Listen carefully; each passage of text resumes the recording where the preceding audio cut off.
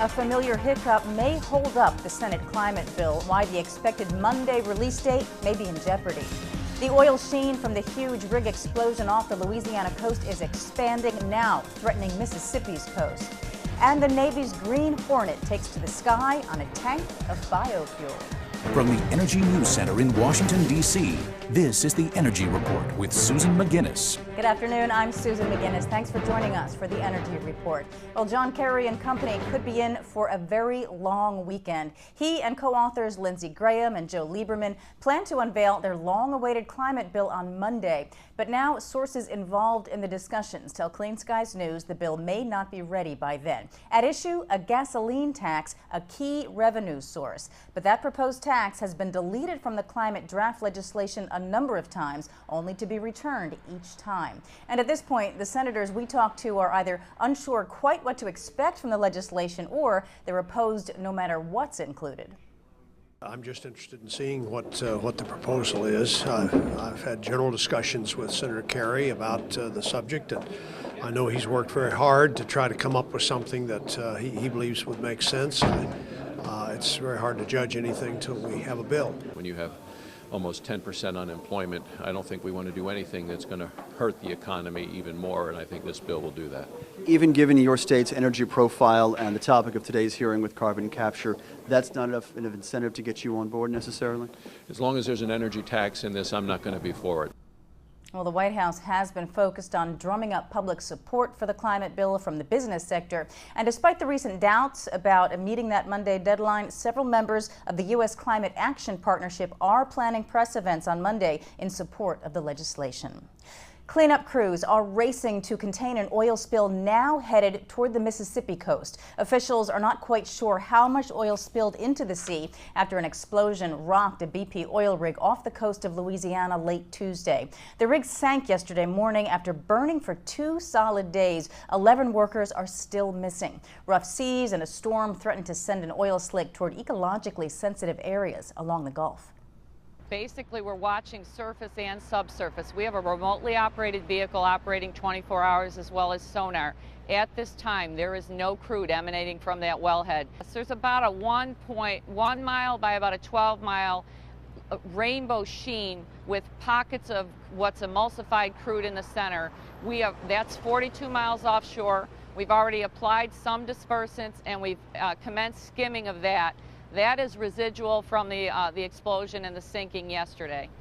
Meantime, Senator Bill Nelson has asked the Interior Department to investigate and provide a comprehensive report on all U.S. drilling accidents over at least the last decade. Meanwhile, energy circles are speculating on the impact of this event on the debate over expanding offshore drilling and of the future of the new technology being deployed in the Gulf, ultra-deep water drilling. Analyst Flynn of PFG Best Research says he remains optimistic this type of drilling will be a key part of the energy picture going forward. I think we're in our infancy. I mean, it's amazing. If you think about that, we can drill, 6, 7 miles down to the bottom of the ocean and find the oil. It almost erases the fears about peak oil. I think this type of technology is in its infancy, and I think if you look at down the road, the people with small minds will say, well, we've hit peak oil, it's all over, it's coming to an end. But I look at it a different way. I look at these type of these rigs, the technology that goes behind it, the ingenuity, and I'm very optimistic about our future. I mean, if you consider the fact that most of this world is covered by ocean, there's so much that has been left to be discovered. I'm just very excited about our future, and I think this is good. Well, Flynn likens ultra-deep water drilling to the horizontal drilling and hydraulic fracturing used to extract natural gas from shale, but says this is at the very early stages.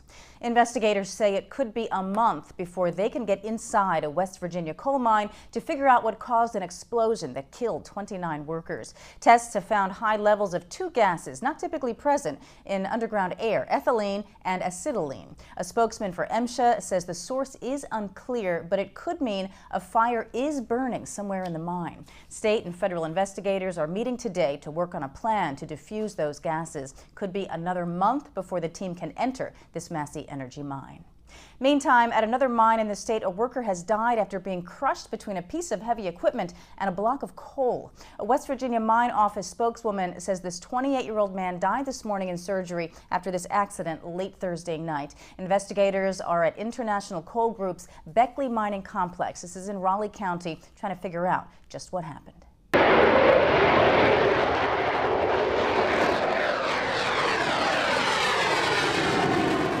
Well, you are seeing and hearing an F-18 Super Hornet taking off, but what sets this supersonic fighter apart from the rest is its fuel. Nicknamed the Green Hornet, the Navy jet made its first test flight over the Patuxent Naval Air Station using biofuel. The 45-minute flight marked the first time a Navy fighter has taken to the skies using a non-petroleum source.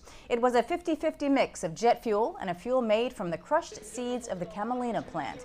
The Green Hornet is part of the Secretary of the Navy, Ray Mabus's plan to have half the Navy's energy use come from alternative sources by 2020.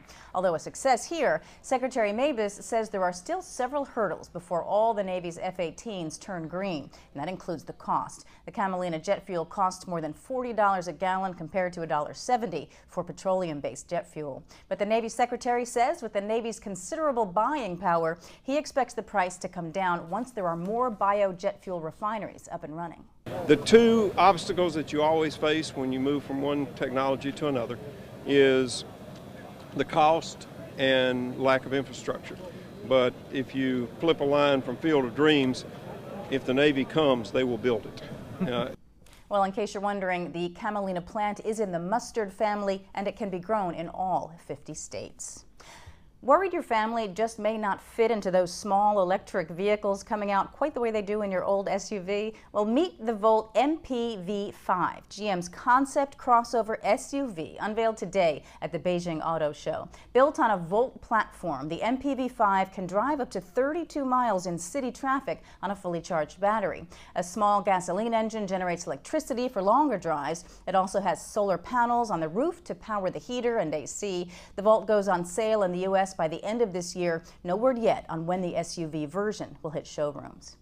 Let's take a look now at some goings-on around the Beltway on Monday. 8 a.m., the National Hydropower Association starts a 3-day conference at the Capitol Hilton Hotel. Clean Skies will be there. 2 p.m., the Working Group for Investment in Reliable and Economic Electric Systems and EESI have a program in Rayburn. This is on transmission and integrating variable resources into the grid. That's the Energy Report. We'll see you again on Monday with your latest energy news. For any suggestions or comments about our programming here on Clean Skies News, we'd like to hear from you. You can email us at contact@cleanskies.com, and of course you can follow us on Twitter and Facebook. From all of us here in the Energy News Center, have a great weekend.